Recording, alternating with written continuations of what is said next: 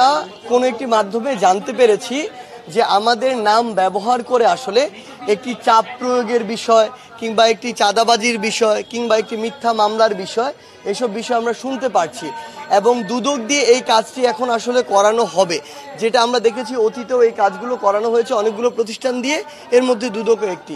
আমরা জাস্ট দুদককে স্পষ্ট ভাষায় জানাতে এসেছি আমাদের জায়গা থেকে যে আমরা ছাত্র জনতার গণ অভ্যুত্থানের মাধ্যমে 16 বছরের ফ্যাসিস্ট সরকারের বিরুদ্ধে গিয়ে যে একটি গণ অভ্যুত্থান ঘটিয়েছি, এই গণ অভ্যুত্থান আসলে এই স্পিরিট ধারণ করে না যে কাউকে আসলে মিথ্যা মামলা দেওয়া হবে রাজনৈতিক উদ্দেশ্য প্রণোদিত এরকম কোনো কারণে, কিংবা কোনো একটি চাঁদাবাজি করা হবে রাজনৈতিক পরিচয় দেখিয়ে, কিংবা চাঁদাবাজি করা হবে একটি হুমকি দিয়ে।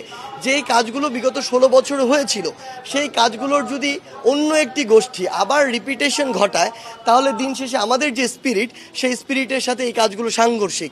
আমাদের জায়গা থেকে আমরা একটি স্পষ্ট বার্তা দিতে এসেছি দুদককে যে আমরা কখনো এই কাজগুলো করি না এবং সমর্থনও করি না।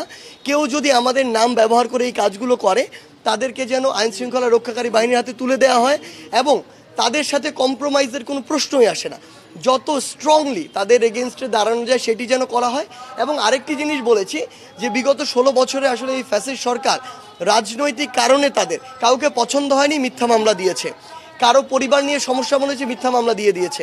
কারো এলাকা নিয়ে সমস্যা হয়েছে, মিথ্যা মামলা দিয়ে দিয়েছে। এই যে রাজনৈতিক কারণে যে মামলাগুলো হয়েছে যেগুলো আসলে সত্যতা নেই বা ভিত্তি নেই, এগুলো যেন বিবেচনা করা হয়। আমরা আমাদের জায়গা থেকে এই অনুরোধটি জানাতে পারি। আমরা কোনো অথরিটি নই যে আমরা বলতে পারি এটি করেন।